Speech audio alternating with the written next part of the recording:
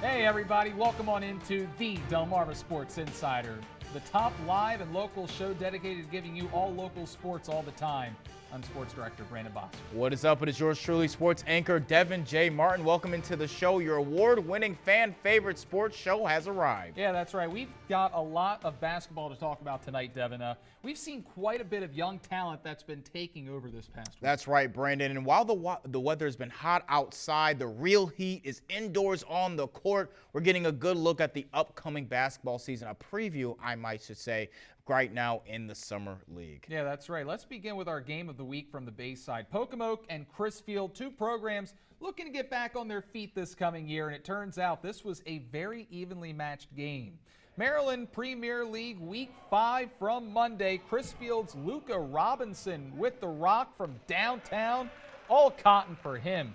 Luca will be a big piece for that Crabbers team this coming season. Here's a big piece for the Pocomoke squad this year. It's Keandre Nixon showing off the Euro step, puts it in cruise control as he lays it in. Crabbers would snap back, though, as Raekwon Clark with the drive, the kiss off the glass. Perfect. He finished with 7 points, and we continue to go back and forth in the second half. Now, it was a lot of sloppy play in the second half, but the Pocomoke kids took advantage of that turnover. Keandre Nixon got the steal and took it coast to coast. And then Crisfield on the run. Elijah Thomas comes up with it. He lets two Aaron's players go by. You see the hang time before laying it down. This one came down to the wire. Thomas needed to make this free throw to tie things up and send it to OT, and that's exactly what he did. Clutch. Crisfield is fired up as Thomas came back to the sideline, and we went to overtime, and Nixon took over. You see the range on the three, ice water in his veins. The splash was good, and then the mid-range is not dead. Jaquan Copes showing off the touch from midi. It was money. Aaron's goes on to win by 5 points.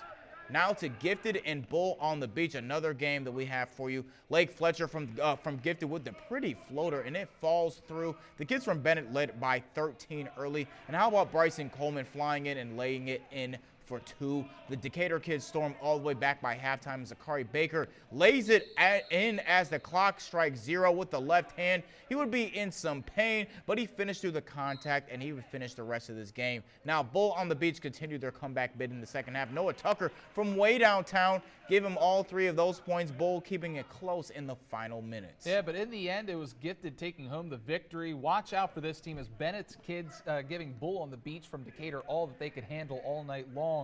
At times, Bull looked like they just couldn't figure out how to handle the pressure being put on them, and Bennett just did just come up short last season in the Bayside South race. So this was an interesting final score. I don't know how much you can take from Summer League basketball, but you know what? Looks like Bennett has a pretty good squad coming up this season. They sure do, and I like the way that they play with the type of energy that they play in some of the games that they've had so far in this Summer League. Yeah, next game up now is Kings from Y-High facing Arcadia. Pass up ahead to Antoine Wilson. Wilson officially back with Y-High after a year with Cross Christian. He'll be a big difference maker. Christopher Deal gets the rebound on this one, puts it back up for 2. Then a nice jumper for Arcadia right here from the free throw line. They just couldn't keep up with the Kings, though. The Y-High kids coasting in the second half. Here comes the outlet pass, Wilson. And here comes the effortless two-hand jam on the other end. Kings on the fast break in this one. And Jaden Handy going to take it all the way for the easy fast break lay-in. Kings were in control all game. Watch the ball movement on this possession as they find the open man on the baseline. Up and in he goes. And the Kings dominate. They win by 13 points. You see the ease in which Wilson slammed that with 2 hands. I think we're going to be seeing a lot more of those dunks. It's kind of like what Jace Freeman did for Y-High last year. We're going to be seeing a dunk from him every single game. Now, moving to Legacy versus Hudson. Dustin Brown working down low, and he gets the bucket to drop. Legacy was out early in front, and Legacy would keep things going. Brown on the fast break. He passes it to Cade Byer, and he knocks down the 3 in transition, and that was nothing but net. but things would take a turn for the worse for the green team. Now, Jaden Hudson is going to change that. He gets the 3 ball to fall, and Hudson will stay on a roll and not slow down. Tyler Riddick was on the move. He drives it baseline. He gets the bucket and the foul, and 1 for Riddick. Donnell Davis is also going to get in on the action. He breaks free, and he takes it all the way. Look at the speed, coast to coast. He gets the and 1. The basket is good. He's getting an extra point, the three-pointer, the old-fashioned way. Hudson will just keep their foot on the pedal in this one, and Legacy just won't be able to keep up as Hudson takes that one 50-36. Yeah, I love this Snow Hill team. They showed up in a lot of different games last year. They were able to upend quite a few teams in the Bayside South last year, and I love a lot of the returning talent. Let's talk about what we saw this past week. I want to take a minute to talk about this Pocomoke team. They have a really good number 1 in Keandre Nixon, just a sophomore. And we saw what he did in that game. When you didn't see in that video, though, was Pocomoke's final possession of regulation. The team had 7 seconds left on the clock with a tie game. Didn't even get a shot off. Such a frustrating possession to go into an overtime period. But you know what? It's like a fire was lit under Nixon because he came out and he took over in that extra period. And that's what you want to see out of your number 1. The key for the Warriors this year will definitely be their defense. Coach Fuchs has talked to us a few times about that. If they can contain some of these teams like Snow Hill, Parkside, even Bennett or Decatur, defense, that'll give them a chance to win late. And one thing you need in tight games in basketball is a player to run your offense through late who's going to be able to get you those buckets or be able to find that person to get those buckets late. And you mentioned one thing in terms of like that final possession. They couldn't get a shot off. I know that's a coach's worst nightmare where you have 7 seconds. You can't even get a shot attempt off.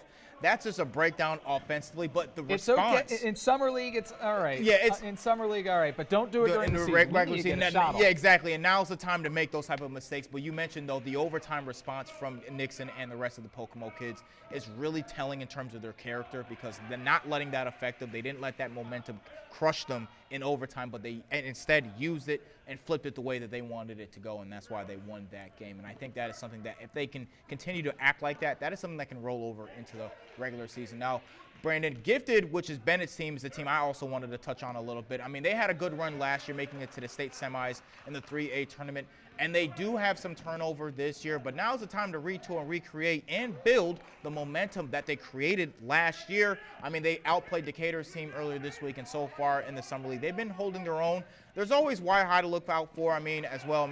I can't wait to see what they look like. I'm very intrigued about what they're going to look like, especially with Wilson at the helms for the Tribe. So we'll see what's going to go on. But there's a lot of different teams to look out for. I think, again, the Bayside is really wide open. It's not 1 or 2 dominant teams as of right now. I think there's a whole bunch of different teams can make a lot of noise. Y High looks like they might be a little top-heavy this year. Of course, they've got Antoine Wilson. They've got a few different returning players as well. They've got Butch Waller, of course, at head coach. But the key for Y High might be what can they get out of that bench? Yeah. That's going to be the key for them. And that was the trouble for them last year as well, because once their starting 5 went out of the game, there was really nothing coming off the bench, and those were some of the times that they struggled during the game against Bennett or when they made it to states and they've met a team that was just deeper than them. Now, from one summer league to another, Delaware's got some talent that's been hooping this summer season as well, not just Maryland. And we've got some highlights from some of those games that happened yesterday. Now, we're going to start with Lake Forest versus Polytech. Now, Lake putting the ball down low and getting the nice, easy layup to fall. And the Spartans, they want more as Jackson Starkey pulls up from deep and he drains that 3. But Polytech would not be going anywhere. They weren't through. That 3 wasn't enough to shake their confidence. They get their own 3. Anything you can do, I can do better. The shot was out the inbounds. That was a great skip pass. He got the wide open 3 and knocked it down. Poly gets on the board and they pass it down court for the fast break layup. Easy 2 points right there. Poly edges this close win out against the Spartans and a final score of 50-43. All right, and staying on court 1, it's Polytech on a roll. They are facing Cesar Rodney here. CR being patient down low. They get the fadeaway jumper to fall. Riders out in front early on. Keep it on the move here as they go baseline for the easy 2 points. But just like the Lake Forest game, Polytech would be going nowhere in this one as they get the steal and the fast break bucket to pull ahead. CR would trim that lead within 4, but that's as close as they would get. Riders attempting a corner tray ball, no good. Brick shot as Poly gets the board, and they're going coast to coast. as they get yet another easy fast break bucket to fall. Turnovers would be the downfall for the Riders. Polytech wins their second game of the night.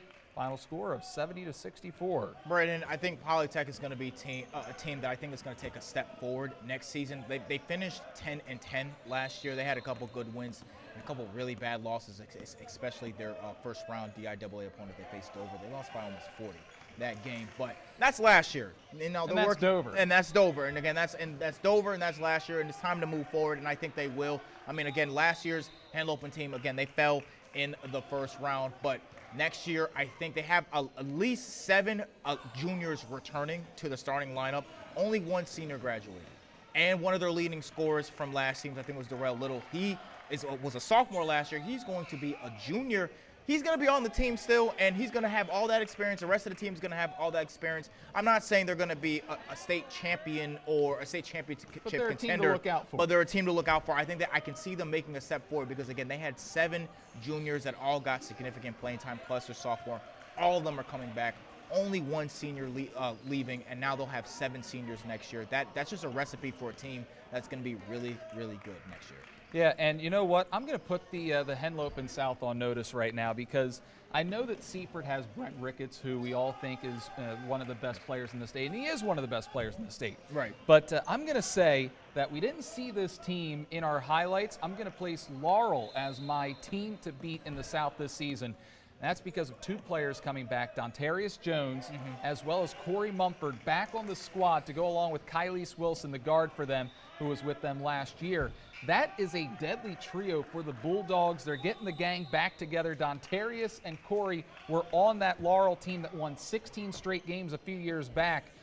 When a lot of these players were young. Dontarius was in 8th grade on that team. Wow. Corey Mumford was a 9th grader on that team. They were very young that season. They won 16 straight games, and now those 2 players are back together. Corey played on Cross Christian last year with all of those star players that we saw, including Antoine Wilson. Yep.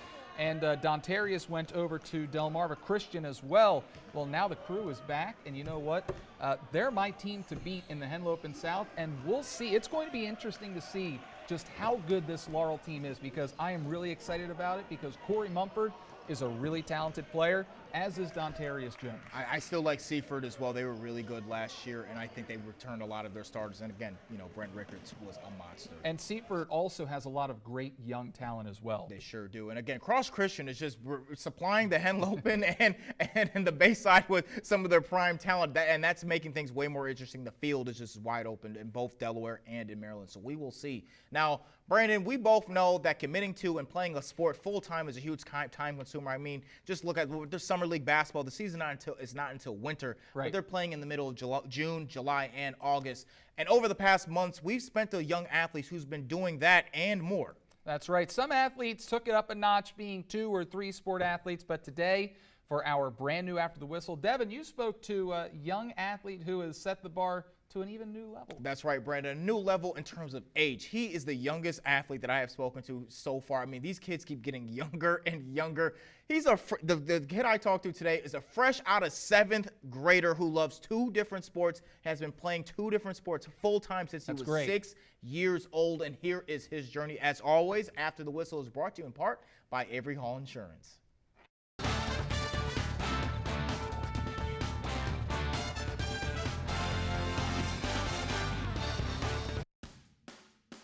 B. Thomas Gormley, the 2-sport athlete going into his 8th grade year at Bennett Middle School.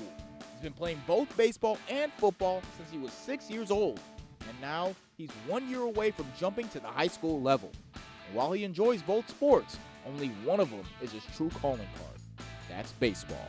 Because I just like it more. I feel like you can just have more fun playing it. It's like, and the people that you meet is going to be good. Just because he likes baseball more doesn't mean he's done with football. His plan is to play both until college, and then he'll play baseball full time. To keep that goal within reach, he has to work twice as hard with no off season. I work out 3 times a week here at Athlete Academy, and I eat good. I don't eat like candy all day and like bad stuff. I try to eat well, and every day I work, I play baseball, I hit off the tee. Since he's picked up this regimen, he says he's gotten the advantage he needs. Yeah, I feel like I've gotten faster and stronger. I can hit the baseball farther. I can throw the football farther. It's a lot of work, but to him, it's just a lot of fun.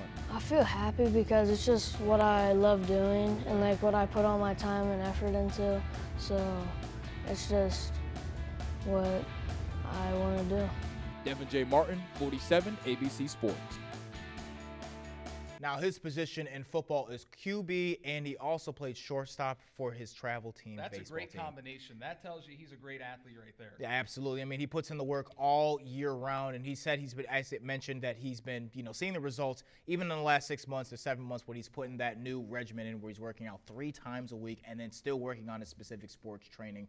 Now, his dream is to play varsity for both sports as a freshman. That's what he told me. And then move on to college to play baseball. So we'll see what happens. Well, those are high goals, and we'll see if he does it in a couple of years. We're taking a timeout. The brightest star for the Shorebirds may be gone, but we got a chance to sit down with him before he departed for Aberdeen. Insider interview coming up next. Hi, I'm Gerald Jester.